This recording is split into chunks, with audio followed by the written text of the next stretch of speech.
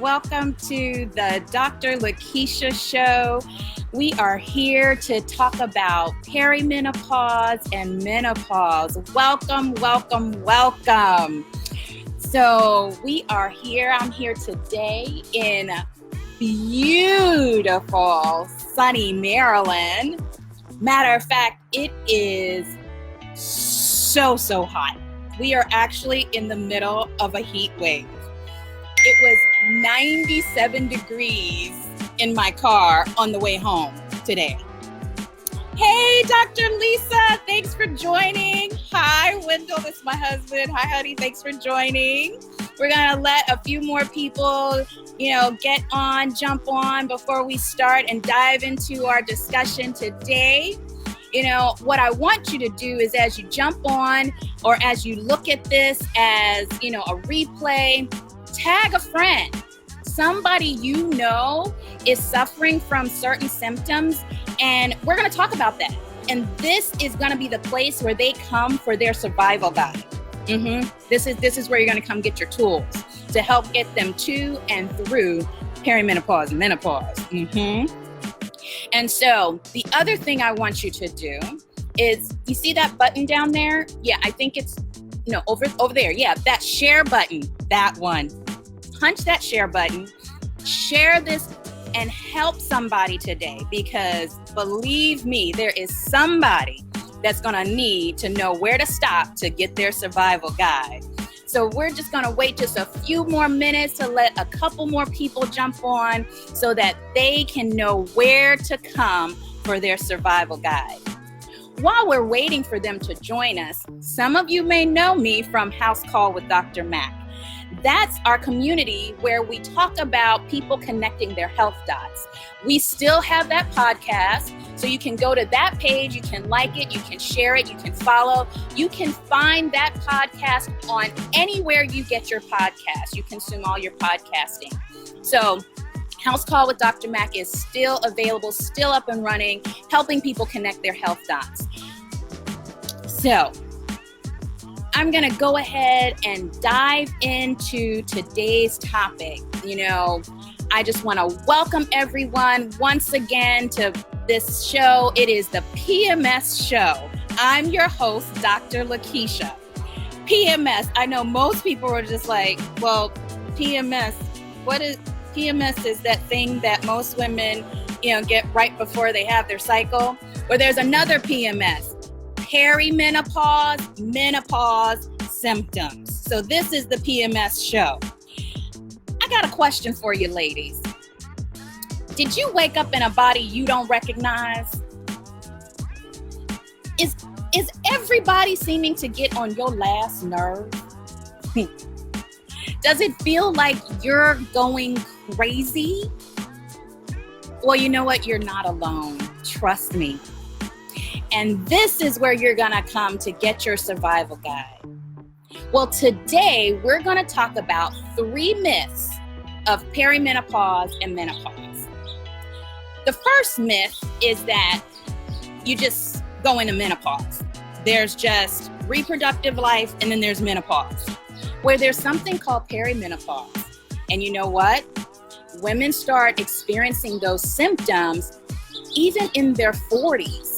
Well, what are some of those symptoms? Their mood becomes a little more unstable. They feel that their motivation is gone. Their libido starts going down. Yeah, they just don't want to have sex anymore or as much as they used to. And it's bothering them. Their brain, they feel that they're not as sharp as they used to be. So they start having this brain fog. And some start experiencing vaginal dryness. Hey, Debbie, thanks for joining us. So this is the time in our lives where it's perimenopause. It's the preamble to menopause. Some people feel that they just wake up and you just stop having your period. Well, no, there's this time where things start getting a little wonky, is what I hear all the time in my office. Women talk about waking up, they don't recognize themselves, they feel like they're walking sideways. And this is because the hormones have started declining. And we're going to talk about that in more detail in another Facebook Live post. So the next myth that we're going to talk about is that I have to have what we call vasomotor symptoms to be in menopause. That's a big word, I know. Well, what does that mean? So vasomotor symptoms are the hot flashes, the night sweats, vaginal dryness. And that's usually when there's a decrease in estrogen, these things start happening, as well as a decrease in testosterone. Again, we're going to get into all those little hormones and what they do and how they help us. So when those start decreasing, you start having some of those symptoms. Not everybody is going to experience those symptoms. So some people equate, well, I never went into menopause because I never had those symptoms. The basic definition, you all know I love definitions. The basic definition of menopause is when you have 12 consecutive months of no period, no cycle. 12 consecutive months. Now, there's some other nuances in terms of hormone levels, other hormone levels besides the ones that we just mentioned, but we'll get into those nuances later. So myth number 2, you don't have to have hot flashes, night sweats, and vaginal dryness to be in menopause. The next myth we're going to tackle is that hormone therapy is bad and I shouldn't have it. This is one of those big myths. And this came out of a study that came out my very first day of residency. I will never forget it. It was July 1st, 2002. And my program director walked in a frantic, just in a frenzy. And she was like, I got this delivered, FedEx to my door. It's the WHI study. And it talks about how all hormones are bad. They're just bad. Bright-eyed, bushy-tailed new MD, we didn't know what to make, heads or tails of it.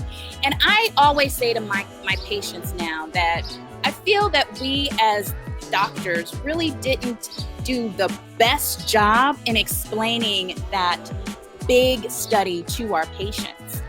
That study looked at synthetic hormones, and it also looked at women in a particular age bracket.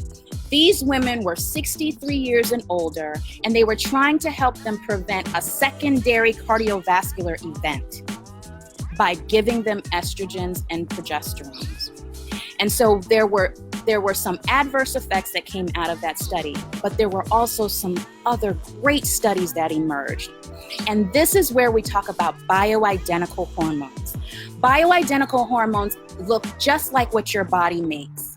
And so what happens is the body takes them in and it says, oh, I recognize this molecule. Okay, put that over there, do this. And it takes it and it makes it and it does exactly what your body used to do. So your brain fog clears up. I know that's very, very attractive to women that are still making their marks. Your mood gets better and more stable. Your motivation goes up. Your to-do list, you start checking off. Those papers that are in the corner that you kept avoiding, you start working on those. And then, of course, your libido gets better. You have some other very good protective things that happen, such as breast health is protected, colorectal health is protected, brain health, I've already talked about that. So we've talked about 3 myths of perimenopause and menopause. 1, you don't just go boom into menopause. There are steps. It's a continuum. 2, you don't have to have those symptoms that we talked about, that you heard your grandmothers and your moms talking about. Not everybody gets them.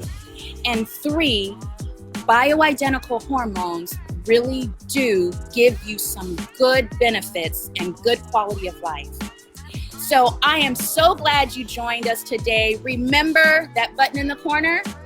Yeah, that one, click it, share this, tag a friend, tell them about the PMS show at Dr. LaKeischa MD on our fan page, like our fan page, share it. This is where they will come to get their survival guide to and through perimenopause and menopause. Until next time, guys, Bye.